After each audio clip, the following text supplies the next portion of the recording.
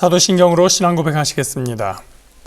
전능하사 천지를 만드신 하나님 아버지를 내가 믿사오며 그 외아들 우리 주 예수 그리스도를 믿사오니 이는 성령으로 잉태하사 동정녀 마리아에게 낳으시고 본디오 빌라도에게 고난을 받으사 십자가에 못 박혀 죽으시고 장사한 지 사흘 만에 죽은 자 가운데서 다시 살아나시며 하늘에 오르사 전능하신 하나님 우편에 앉아 계시다가 저리로서 산자와 죽은 자를 심판하러 오시리라.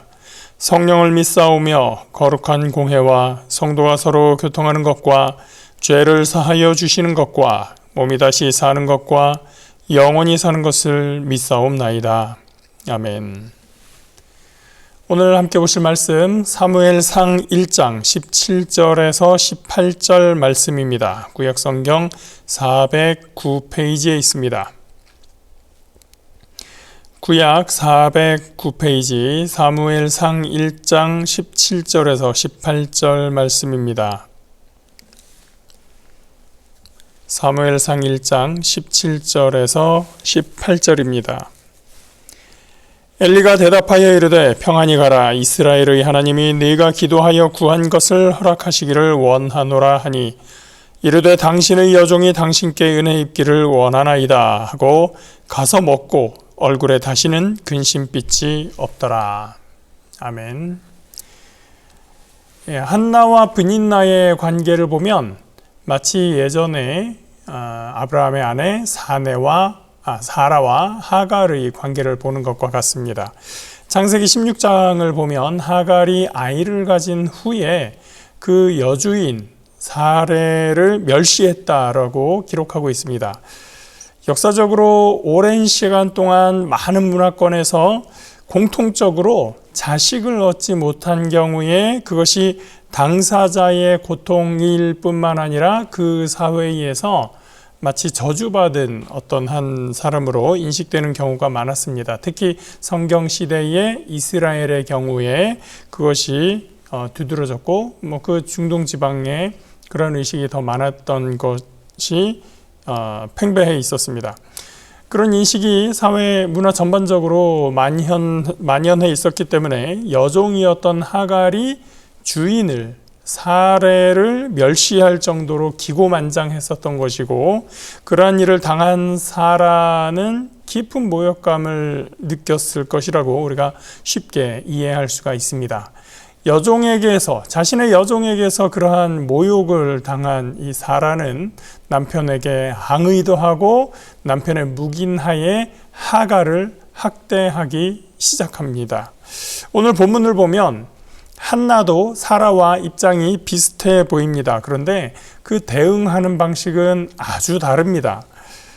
아마 상대의 신분의 차이에서부터 비롯한 것일 수도 있겠습니다. 사라의 경우에는 하갈이 종이었었지만 한나와 브닌나의 관계는 그런 종과 주인의 관계가 아니라 부인인 것이죠. 첫째 부인, 둘째 부인이지만 그런 종과 주인의 관계가 아니라 같은 부인이라는 그러한 어떻게 보면 수평적인 관계에서 오는 그런 차이가 있었을 것입니다.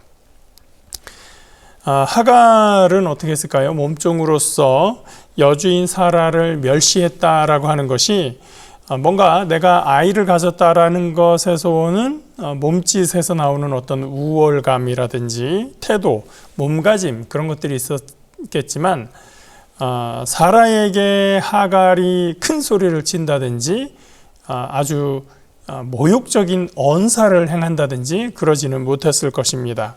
그런데 사무엘상 1장 6절과 7절을 보면 브닌나의 경우에는 한나를 격분시키고 괴롭게 한다라고 기록하고 있습니다. 격분시킨다는 이 단어의 히브리 원래 의미는 천둥친다, 번개친다라고 할 때 사용하는 단어입니다. 그러니까 마치 이 브닌나가 한나에 대해서 한번 화를 내면 천둥 소리가 나듯이 막 벼락치듯이 막 고함을 치고 그런 장면을 우리가 연상할 수가 있는 것이죠. 근데 우리가 결과를 아는 입장에서 이 상황을 좀 더 종합적으로 더 크게 위에서 이렇게 내려다보면 참 아이러니한 장면입니다. 브닛나는 자식이 많아서 하나님의 축복을 받았다는 자부심을 근거로 한나가 자식이 없어서 저주받았다고 생각하고 한나를 무시하고 멸시하고 있는 것입니다. 축복받은 자의 명분으로 저주받은 자를 괴롭히고 있는 것이죠. 예수님의 당시에 바리새인들도 자신들의 거룩함을 명분으로 다른 사람들을 지적질하고 손가락질하고 죄인이라고 사회에서 내몰아치고 그런 일들을 했습니다.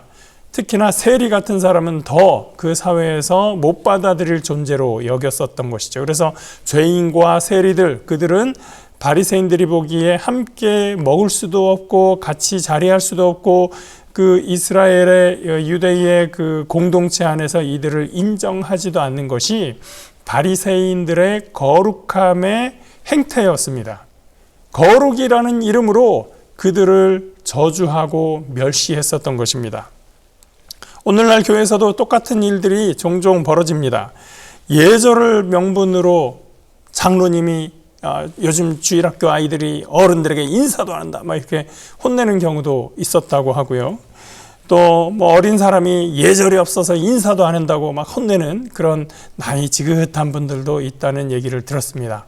물론 지금 우리 교회는 그런 분이 없는 줄 압니다. 자, 다 어떻습니까? 똑같이 축복의 이름으로, 거룩의 명분으로, 예절의 명분으로 다른 사람을 혼내고 꾸짖고 멸시하고 괴롭힙니다. 그리고 무례하죠. 그런데 성경은 정반대로 이야기해 줍니다. 그들이 축복을 명분으로 다른 저주받은 사람을 멸시하고 괴롭히는 것, 그것에 대해서 성경은 비판적으로 이야기합니다. 거룩을 명분으로 다른 사람들을 지적하고 손가락질하고 정죄하는 그들을 예수님께서 정죄하셨습니다. 이렇게 축복을 명분으로, 거룩을 명분으로 다른 사람들을 학대하고 괴롭히고 멸시하는 것, 그것은 결코 하나님의 뜻, 하나님의 보시기에 선한 것이 아니죠. 브닛나는 그렇게 자랑스러운 자식들로 현재 이 엘가나의 가게를 잇는 역할을 하고 있습니다. 내가 축복받았다라고 하기에 충분한 그런 입장이기는 합니다. 그런데 브닛나는, 그의 자녀들은 그 사회, 국가를 대하여 어떠한 기여를 한 바가 없습니다. 엘가나의 가정의 대를 잇는 아주 그 가정으로서는 축복된 일을 한 것 같아 보였지만 그 이상의 아무런 의미가 없어요. 한나는 어떻습니까? 그는 저주받은 여인으로 지적받고 있지만, 그래서 자식이 없지만, 그러나 나중에 보니 그 아들로 인하여 이스라엘이라는 나라가, 왕이 세워지고 하나님의 질서가 잡히는 그 과정을 만들어가는 그 큰 인물이 바로 이 한나를 통해서 이루어지게 되는 것입니다. 그러고 보면 브닛나가 그렇게도 한나를 미워하고 멸시할 만한 정당성은 전혀 없는 것입니다. 오히려 오늘날 우리에게 브닛나라고 하는 사람은 참으로 신앙생활을 잘못할 때에 봐야 할 반면교사로서의 표본이 되고 있었습니다. 예수님도 먼저 된 자가 나중되고 나중된 자가 먼저 된다라고 가르치셨습니다. 우리는 그만큼 항상 겸손해야 하는 것이죠. 그러니 이 당시에 브닛나가 보인 그런 식의 태도와 언성을 들었던 한나는 참 괴로웠을 것입니다. 자식을 못 가진 죄인이라서 대응도 하지 못합니다. 남편에게 하소연도 하지 못합니다. 그저 흐르는 이 눈물이요, 음식이 갑자기나 있어도 먹을 수가 없습니다. 아마도 한나를 가장 괴롭히는 사실은 자식이 없다고 하는 사회적인 인식, 자식이 없는 사람에 대해서 사회적으로 당신은 저주받았어 라고 하는 그런 인식, 손가락질, 그것도 괴롭겠지만 더 중요한 것은 무엇입니까? 과연 내가 하나님으로부터 버림받은 존재인가? 라고 하는 사실입니다.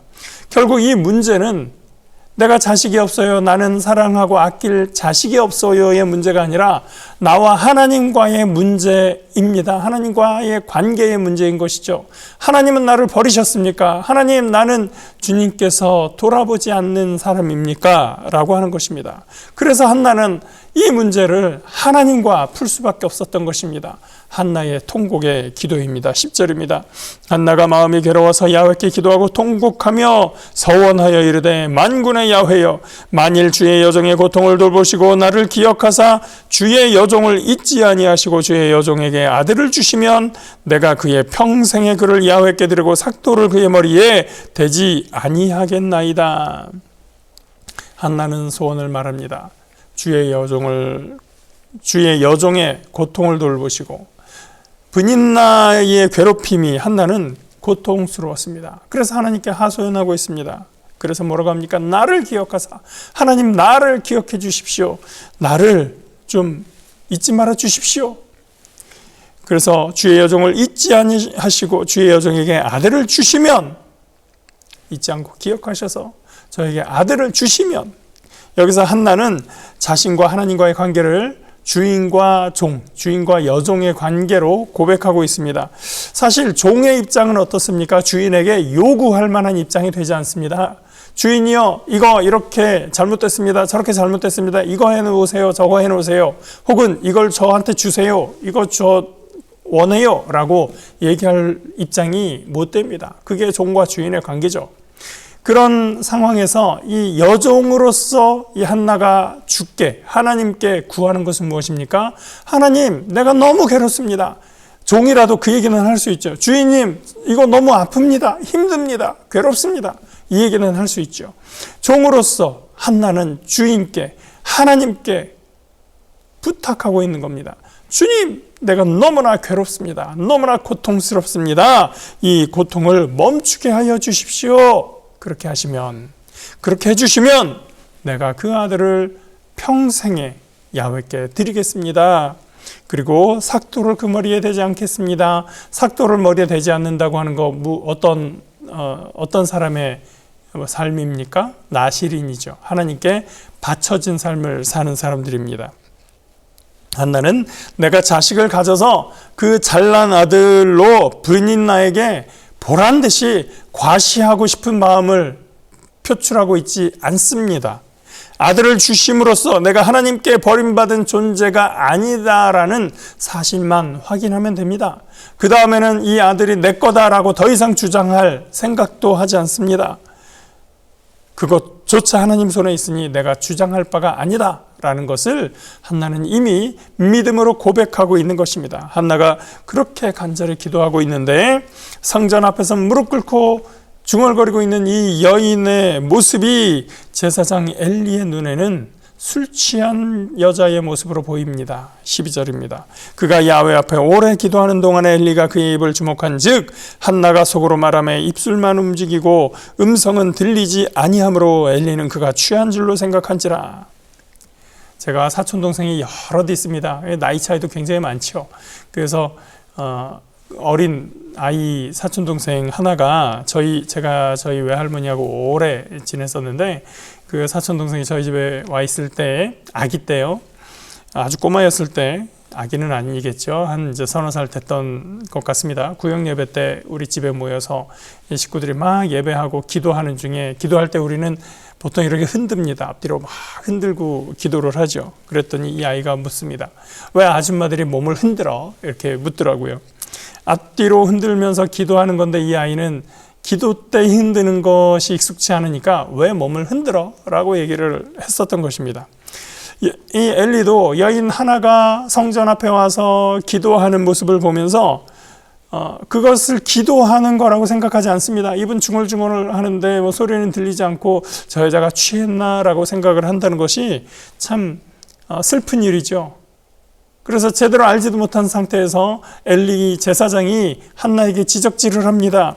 14절 엘리가 그에게 이르되 네가 언제까지 취하여 있겠느냐 포도주를 끊으라 하니, 어떤 여자가 성전 앞에서 무릎 꿇고 오래 있으면 그 심정을 이해할 법도 하거니와, 이 엘리는 하나님께 간구하는 모습이라는 것을 전혀 알지 못합니다. 그리고 요즘 젊은 사람들이 자주 말하는 꼰대질을 하고 있습니다. 저도 늘 경계하고 조심하려고 하는 것이, 그러면서도 때때로 실수도 하는데, 제가 본 눈으로, 저의 눈으로 본 것을 가지고 제가 다 판단을 하려고 하는 거예요. 그 사람이 어떤 상황에서 무슨 의미로 이 행동을 했는지 알지 못하는 상태에서 내가 본 것만 가지고 판단합니다. 그리고 너 왜 이렇게 했어? 라고 생각하게 되죠. 다행히 제가 이 말을 입 밖으로 내지 않은 상태에서 왜 쟤는 저렇게 하지? 라고 생각하고 있는데, 사실을 알고 보니 내 생각과 전혀 다른, 전혀 뜻밖의 상황이 벌어지고 있는 것이고, 아주 아무런 이상한 행동이 아니었다라고 할 때 제가 속으로 가슴을 쓰다듬습니다. 참 다행이다. 내가 아무 말 하지 않아서 다행이다 라는 생각을 하게 되죠. 그런데 가끔 가다가 농담으로든 혹은 짓궂게든 그게 뭐야? 라고 했는데 사실은 전혀 그게 아니었을 때 제가 말했던 것이 좀 부끄럽기도 하고, 그렇게 판단했던 내가 부끄러워지는 경험을 할 때가 가끔 있습니다. 가끔 있어요.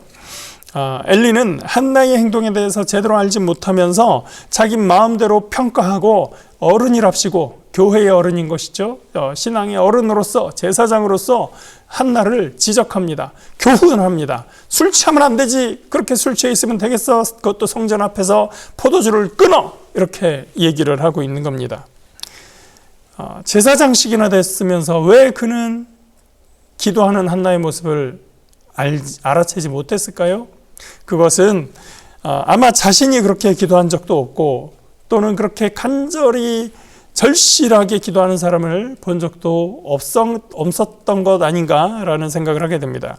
엘리라는 사람은 제사장이지만 제사라는 그 행위에서 형식적으로 자기 역할을 할 뿐 더 이상은 아무것도 관심이 없었던 것 아닌가. 사람들이 간구하고 기도하고 그들의 문제로 고민하고 갈등하고 있는 것에 별로 관심이 없었던 것 아닌가 의심하지 않을 수가 없습니다.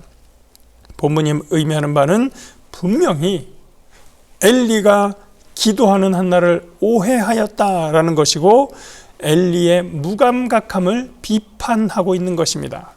한나가 해명합니다. 15절, 한나가 대답하여 이르되 내 주여 그렇지 아니하나이다. 나는 마음이 슬픈 여자라 포도주나 독주를 마신 것이 아니요 야훼 앞에 내 심정을 통한 것뿐이오니 당신의 여종을 악한 여자로 여기지 마옵소서. 내가 지금까지 말한 것은 나의 원통함과 격분됨이 많기 때문이니이다 하는지라. 한나는 무척 겸손한 여인입니다. 그는 엘리에게도 내 주여 그렇지 않습니다 라고 하면서 또 자신을 종의 위치로 두고 이야기합니다. 그리고 이 말로써 한나는 지금까지 사무엘 1장에서 등장한 인물 중에서 하나님 앞에서 가장 경건하고 가장 진실하고 가장 마음의 상함을 가진 여인으로 등장하는 것입니다. 한나는 엘리더로 말합니다. 당신의 여종을 악한 여자로 여기지 마옵소서. 여기서 두 번째 아이러니가 등장합니다. 사실 악한 자들은 누굽니까? 2장에 나타나는 엘리의 두 아들들입니다. 엘리는 악한 일을 하는 자신의 두 아들들에 대해서는 아무 일도 하지 못하면서, 그들에 대해서 어찌할 줄을 못하면서 힘없고 연약해 보이는 이 성전 앞의 여인에게는 아주 단호하게 큰 소리로 지적하고 있었던 것입니다. 어쩌면 자기 아들들에게 말했어야 하고 단호하게 보였어야 했는데 하지 못한 것을, 그 분을 이 여인에게 털어내고 있는 것 아닌가라는 생각도 하게 됩니다. 그러나 이 여인의 설명을 들은 후에 엘리는 즉각적으로 자기의 반응을 반성하는 것으로 보입니다. 그는 자신의 경솔한 태도를 고칩니다. 나중에 보듯이 엘리는 성실한 주의 종으로서의 역할을 하지는 못했을지라도 본성 자체가 악한 사람은 아니었던 것 같습니다. 혹은 영적인 세계에 대해서 완전히 무지한 것도 아니었던 것 같습니다. 사무엘이 어떤 음성을 듣고 나를 부르셨습니까? 하고 자기에게 쫓아왔을 때 엘리 제사장은 처음에는 그 상황이 뭔지 알지 못하지만 나중에 너는 이렇게 말해라. 야훼여 말씀하소서. 내가 듣겠나이다. 주의 종이 듣겠나이다 라고 대답하여라 라고 하면서 그 음성이 하나님께로서 온 것인 것을 알고 사무엘을 가르치는 그러한 장면도 나타나게 되죠. 엘리는 이곳에서 한나를 축복하고 있습니다. 17절 엘리가 대답하여 이르되 평안히 가라. 이스라엘의 하나님이 네가 기도하여 구한 것을 허락하시기를 원하노라 하니 한나는 이런 엘리의 축복을 그대로 받아들입니다. 우리 표현으로 하면 아멘 하고 받아들이는 것이죠. 18절 이르되 당신의 여종이 당신께 은혜 입기를 원하나이다 하고 가서 먹고 얼굴에 다시는 근심빛이 없더라. 이 18절이 이 단락의 핵심입니다. 비록 엘리가 다소 불성실한 제사장이었을지라도 그가 하는 축복의 말씀을 한나가 아멘으로 영접하였을 때 한나는 홀가분한 마음으로 일어날 수 있었습니다. 그가 여태까지 음식도 먹지 못했지만 이제 가서 음식을 먹을 수가 있었고 그의 얼굴에 다시는 근심의 빛이 나타나지 않게 됩니다. 우리 권사님들과 대화하다 보면 예전 교육자들 중에 이런 분들이 있었어요 하면서 아니 어떻게 교육자가 그래요? 라는 심정으로 말을 하는 경우들이 가끔 있습니다. 또 신문 기사에 뉴스에 어떤 교회의 목사님이 장로님이 부정한 행위를 해서 그것이 기사로 뜨기도 합니다. 그런 일들을 보면 참 얼굴을 들기가 민망합니다. 저도 제 스스로가 목회자로서 참 부족한 면이 많다고 생각하지만 그런 분들에 대한 이야기, 어찌 보면 고발 같은 이야기를 들을 때 참 부끄럽다. 같은 교역자로서 부끄럽다라는 생각을 하게 됩니다.